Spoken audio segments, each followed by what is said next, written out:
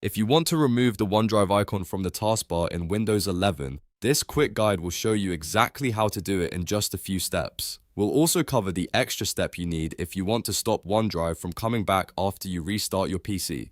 This is useful if you don't use OneDrive, want a cleaner taskbar, or just prefer fewer background apps running on startup. If this tutorial helps you out, go ahead and hit like and subscribe for more easy Windows tips and fixes. Let's jump right in.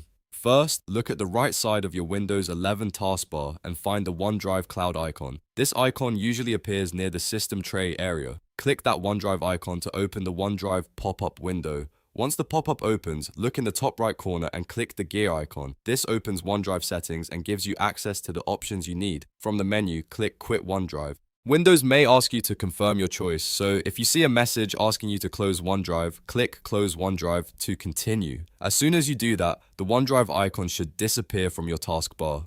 That means OneDrive has been closed for now, and it is no longer running in the background. But if you want to make sure it does not come back automatically after a restart, there is one more important step.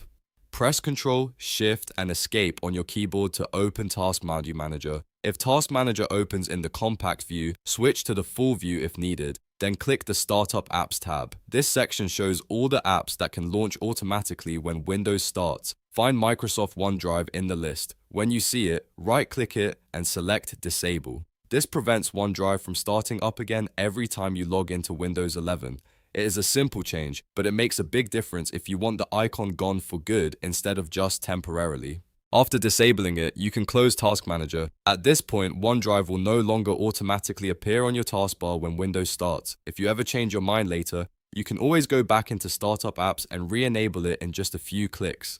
So to recap, you click the OneDrive cloud icon, open the gear menu, quit OneDrive, and then disabled it in Task Manager so it stays off after reboot.